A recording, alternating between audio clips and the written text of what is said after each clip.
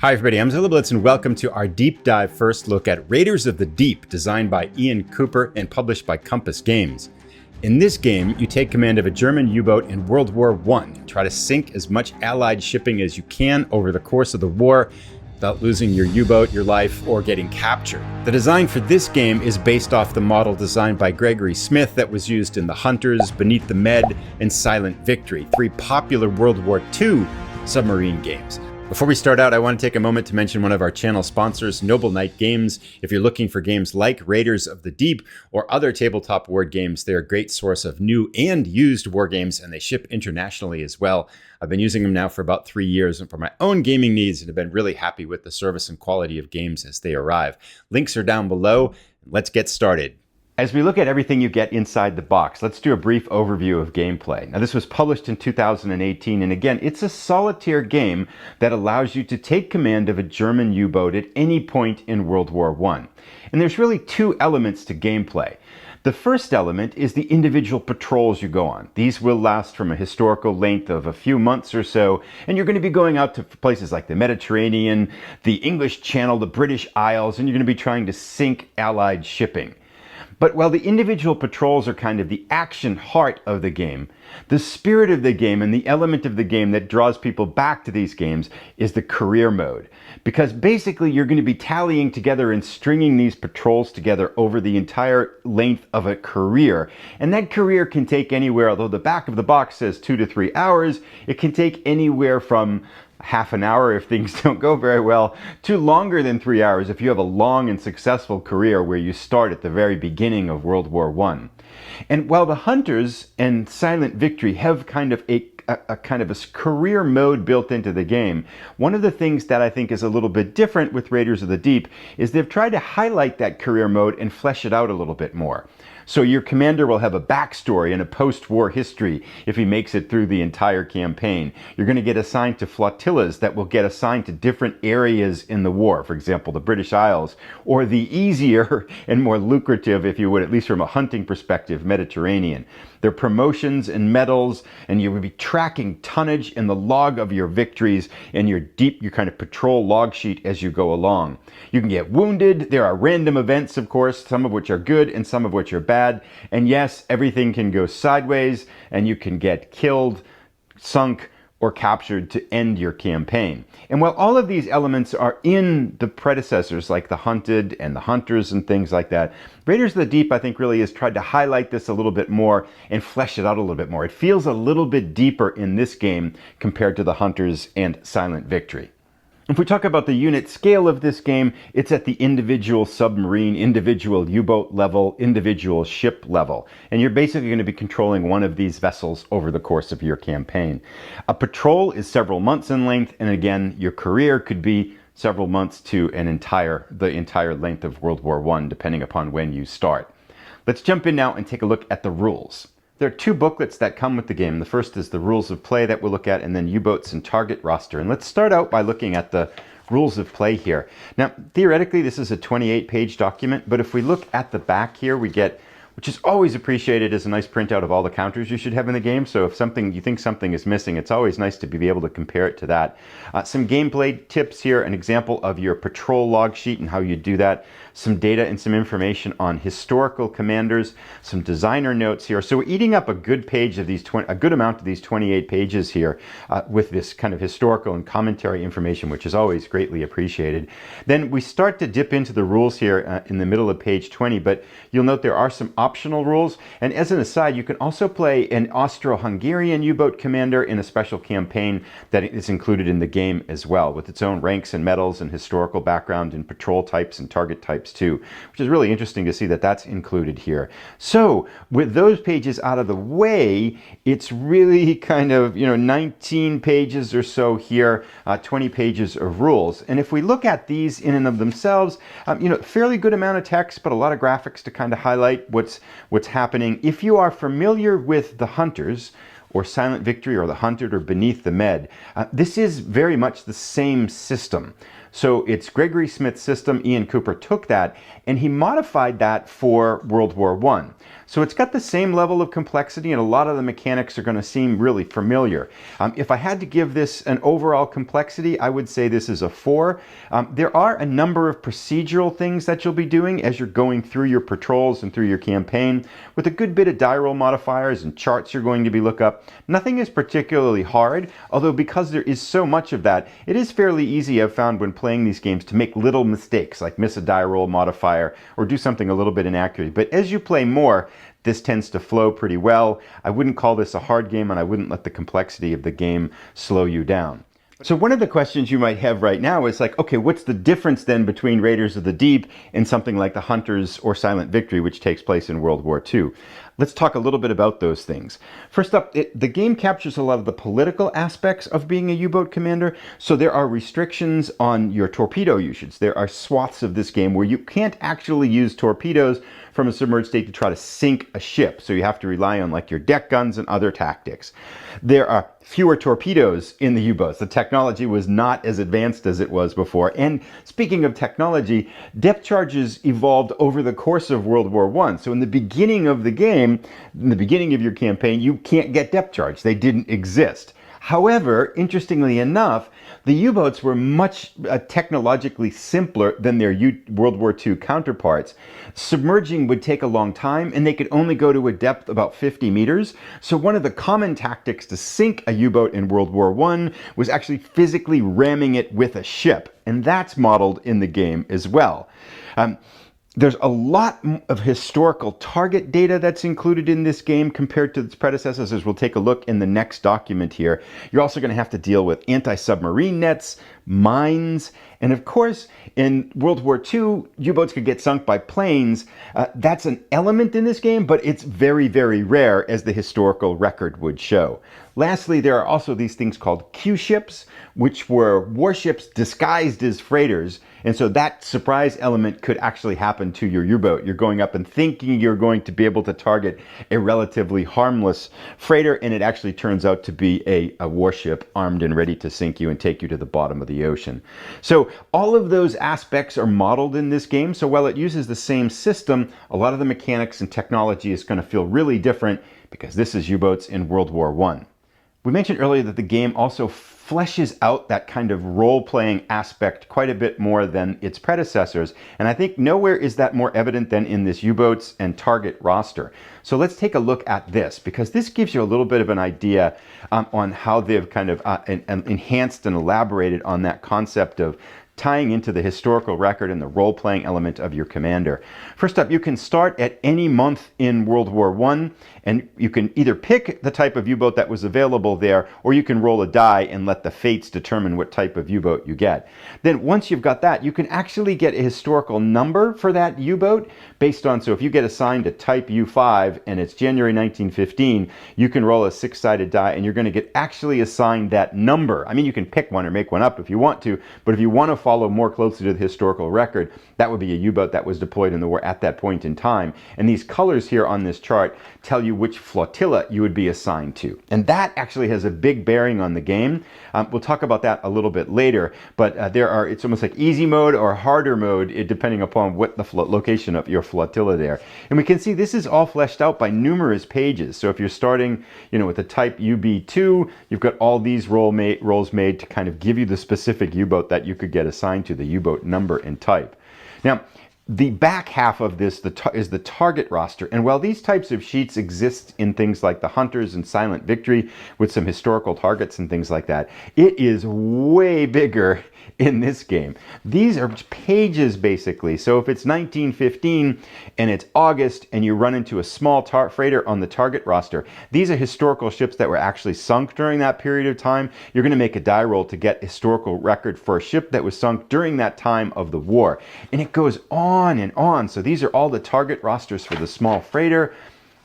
Going through, it's got More small freighter, large freighter target roster here, small freighter target roster 1917. So they're just months of these, just months and months of data here that really kind of bring you into the historical record of what ships were actually sunk and potential targets that you can get in the game. Then we have capital ship targets and large freighters again, more small freighter target rosters from 1918. The designer mentioned that this took a lot of time, and seeing how much data is here, I can see that this is really remarkable. And then here we have the Austrian start date. So if you want to be the Austro-Hungarian commander, you're going to get a different type of submarine and get a different type of U-boat and get assigned in a different way. And so that is the extensive U-boats, the starting assignments, and then the target roster that's in the game. Counter time. There's one counter sheet in the game, 280 half-inch counters printed on both sides. A lot of it is duplicate information just to make it easier to find them, although there are some variants that have, for example, these damaged can turn to inoperable on the other side and things like that. The game doesn't have a map per se. The action in this game happens in really two places, as we'll see when we look at the player aids. Your U-boat mat and then your the combat mat. You're kind of bouncing back and forth between those things to track the action with these counters. And this is where these counters are used. So we can see a counter here to identify your U-boat. These are targets that you're going to be bringing onto the combat mat to display what types of targets you have. These are your torpedoes. These are status markers for what parts of your U-boat have broken when they get hit. Some medals down here. There is a crew in the game, and they can gain experience. There's also some special agent missions, and these are used to designate your crew status. Then we have a bunch of other various and sundry ones. These are for marking casualties and wounds to your crew. We've got flooding markers, hull damage, range markers, surface, day, night, air attack, mines, ammo, 8mm, 8.8 status. Then other different things in here. There's some random events that you can give you superior torpedoes or a good luck charm to be can be used at an opportune moment. And so all of these counters are basically used to help track all of that action in the game. Let's jump in now and take a look at the player aids. We're going to start with the U-boat mats. We mentioned there's no map in the game, but this really is the heart of the game, if you would, because there are 10 of these. They're both printed on both two sides, each one representing a different type of U-boat, which gives you 20 different U-boats you can use in the game here. And I've noticed also on Board Game Geek, there are some extra ones that people have created on their own. So you can even add more to this if you would like to go even more detail for U-boats of World War I. Now there's really two chunks to this. We mentioned again, there's no map, but this is your patrol chart. So U type U-151, it's possible patrols are to be on a flotilla in the Atlantic. That's its only option right now. And you're going to be moving through your U-boat through these different zones to indicate when you're searching there. So this is in essence a very simplified map that's going to kind of show the progression of your U-boat as it goes through the patrol. Everything else on this U-boat mat are status map markers. So this is for your crew. This is miscellaneous elements of your U-boat, things like the periscope, the wireless, the batteries, the hydrophones, forward torpedo door, fuel tanks, aft reloads, and things up here where you keep your torpedoes, medals and rewards, and the rank, crew quality, random events, engines over here, and of very critical importance, hull damage and flooding that can occur, which is deadly to a U-boat. Then we got some reload information over here. So this is basically, as the commander, all the information you need to check on the status of your U-boat and to manage your U-boat, as well as keeping track of where it is on patrol here. And we can see some of them here. For example, this U-19 mat has a variety of patrols. So a U-19 U-boat could get assigned to flotillas that are in these different areas. And so all of those kind of play out as according to the historical record. So this is fantastic. I also like the fact that there are 20 of these. And generally you're going to stay in kind of the type of U-boat you start with, but there are options and events that can cause you to switch U-boats, to get upgrades and things like that. And all of that is factored into that kind of career mode as you kind of unfold the history of your own U-boat commander. One of the other neat player aids is this packet here of the Raiders of the Deep Patrol log sheet. This is kind of filling out again that role-playing aspect and the narrative aspect where you're basically tracking the course of your career. So if you're going to start here on April 15th, you'll talk about the patrol location, the targets that you ran into, the results, you're putting your U-boat type and your ID and your commander and your rank and awards, sunk tonnage over here. So as your campaign unfolds, this patrol log sheet is going to keep a record of everything that happened. And I've always found it fun to kind of look back on this and to see what happened and remember, oh yeah, I remember that patrol in April of 1915. That one was pretty brutal. So this is a really nice touch. And these are, again, I think available in file format on Board Game Geek and on the Compass Games website. So if you, for whatever reason, run out of these, you can make more and go on that way. And this is the combat mat that we talked about a little bit earlier. So as you're kind of going through your patrol, when you finally get some targets of opportunity and can attack, this is the mat you use to track all that action. Now it's a relatively simple looking mat, but basically over here we have as many as 4 targets and how big they are, torpedoes that are coming in, air attack, escort, the status of surfaced or submerged, as day or night, the range you're coming in at, and then on the right hand side here an entire little kind of encapsulation of the sequence of play to act out and kind of carry out this combat. So it's a very simple mat, but this is where the action of your attacks happen. As we continue to look at our player aids, continuing on with the idea of fleshing out this role-playing aspect and living the life of a U-boat commander in World War I, we have some player aids that enhance that. This is your German commander name chart. It basically is a series of die rolls that allows you to create a unique German commander name for your commander in the game. And the backside of this is for the Austro-Hungarian commander name chart. So if you don't want to pick your own name, you can actually randomly generate one through these die rolls. And that's the extent of what this entire player aid does to kind of give you an idea of how much they put some emphasis on the career element of the game. Connected to that, this is German pre and post-war career charts. So this is your early life chart. So basically you're going to roll a 1d20 and it will give you, if you get an 8, it's going to say you were born on the 6th of May 1888 in Strasbourg, Elsass. You joined the Navy in 1908 and served on the SMS Pommern until the war started. So it fills out kind of a back history of your early military career. And then should you make it to the end, it gives you a final fate chart. This is what happened to you after World War I and your career as a U-boat commander. This is for the Germans. This is for the Austro-Hungarian, and the same thing, pre and post, although this is limited to a 1d10 for the Austro-Hungarian career. Then this is the chart we talked about, the color. When you're rolling for your U-boat number, it's going to assign you to a flotilla. You can pick this, but if you want the game to determine it by fate, you can use this to this gives you information on where it is and what kind of, where you're going to go and stuff like that, and the limitations of your patrols here. And this is a random events chart. We talked about there are some random events that can happen, both good and bad. This is a die roll that determines that when those get triggered in the game. Then the core charts here, I think, are really these 3 charts here. These are your offensive combat charts, which gives you kind of the results of your gun deck fire and then torpedoes and attack damage and things like that. So you're going to be using this with the combat mat to basically figure out how much damage was done and how you're going in that way. And then if you have damage to your U-boat, you have opportunities to repair it on the way, and sometimes it's going to be completely inoperable, and sometimes you'll be able to actually kind of fix things and go along. And all of that damage is modeled here. And once the combat encounter is done, you have to try to get your U-boat back up to speed as quickly as you can. Then encounter charts, again, are the heart of the game, one of the hearts of the game, because when you're in a particular area and searching on patrol, those 3 to 4 day segments are going to often result in nothing, where you have a little empty space there, or you could run into things like ships and capital ships and ship and an escort and stuff like that. And these are how basically you generate those engagements. And then once these engagements hit, that's when you go to that combat mat to carry them out. And then lastly, some other ones of the combat charts here, mine and aircraft.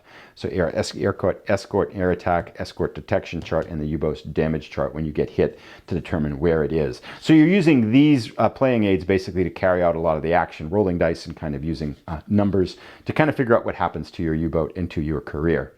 One of the nice touches of this game are these historical commander cards that allow you to basically play out a campaign as one of these specific famous U-boat commanders of World War I. So this lists basically conditions of it. You start, the location where you are, and you have special abilities here, and you get this particular U-boat, U-38, and it's a U-31 class. You get the name and some historical information. Then on the back side of this, you get to see the result of this person's career, the awards they got, Hanseatic Cross and etc., patrols, Mediterranean Sea, Atlantic Ocean, the medals they received, and how many ships they sank and how many tons they got. So you can try to match basically the lives of these historical commanders or play out in that way. And of course, that that's probably something you'd want to do after you've played a few times in your own individual campaigns, but a really nice touch to have this in the game. Lastly, before we wrap up, just mention that you get a bunch of dice for the game, 2 6-sided dice, 2 10-sided die, and then a 20-sided die to kind of help pick out things from the different charts as your career unfolds here and the results of attacks and all these kinds of things. The last thing I'd like to mention as we sum up here, this game was published 6 years ago as I'm making this first look video. There is an errata sheet on Board Game Geek, and I believe it's also on Compass Games' website. The designer is very heavily engaged on Board Game Geek and supporting the game, and it is really nice to see. So when there's questions, he's in there answering things like that, and he's also created this errata sheet. As of 2021, I don't think there's been any additional things added to it since then. A very kind of list of maybe 15, 20 things where there's either clarification or additions to the rules or a correction to the rules. So a very modest errata sheet for a game of this scope and kind of data amount. And it's all right there. So I would recommend downloading that and printing that out and having that handy as you're playing. And it's great to see the designer make this and follow up with the post support of the game past release. The last topic I'd like to address is the question of agency in the game. Now, agency in the game basically means that how much do you as the player influence the results and the actions and the outcome of the game, and how much is it kind of on rails where things just happen to you and they're unavoidable and you're like, well, there's nothing I could do about that and my U-boat sank. And within these games there are a couple groups of players, if you would. There are players who feel games like The Hunters and Silent Victory, and I would put this game in that same category, are really kind of, there's a lot of deterministic elements to them and you don't do much as a player. I've played a lot of The Hunters and I've played a lot of Silent Victory, and looking at Raiders of the Deep, I feel like the gameplay really is modeled after that. I've always been really happy with the amount of agency in these games. Yes, the fates can kill you, and they can kill you in nasty and quick and painful ways. It can happen. There are certain points in a career where no matter what you do, you very well could have your U-boat sunk and you die. Campaign over. It could just slam you down. But I find the amount of agency in the game to be very historically representative, and so often you're making those calls as to risk versus reward. Do you go in against that capital ship when your U-boat's already a little bit damaged, or do you let caution hold sway and you hold back and live to fight another day? When do you try to run? When do you fight? How much do you go in with? Where do you attack? All of these decisions, I feel like, kind of wrap around this, and you're playing the odds, right? It's a gamble here. Everything is risk, an element of risk. You're adding more risk to get potential reward.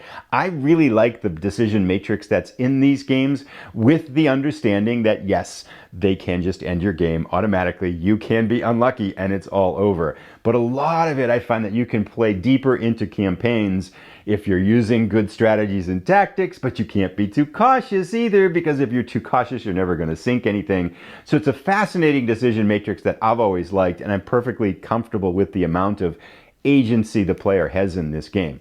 That doesn't mean this is for you. If you really need a game where you're going to be able to control everything and sometimes feel like the fates just didn't get you one way or the other, this may not be a series for you. But if you're comfortable with giving up some of that agency, I feel like this has a nice historical blend of good decisions and letting the fates also play a role in your campaign.